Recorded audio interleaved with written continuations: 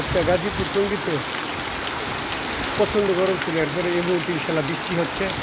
আলহামদুলিল্লাহ প্রিয় ভাইরা, এই মুহূর্তে আমাদের গাজীপুর টঙ্গীতে বৃষ্টি হচ্ছে।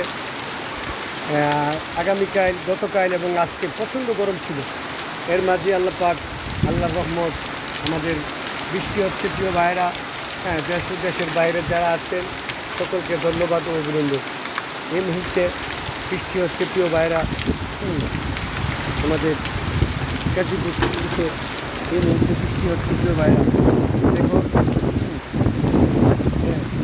বৃষ্টি হচ্ছে এবং আল্লাহ রহমতের সকল কিছু আল্লাহ ঠান্ডা করে দিয়েছে প্রিয় ভাইরা।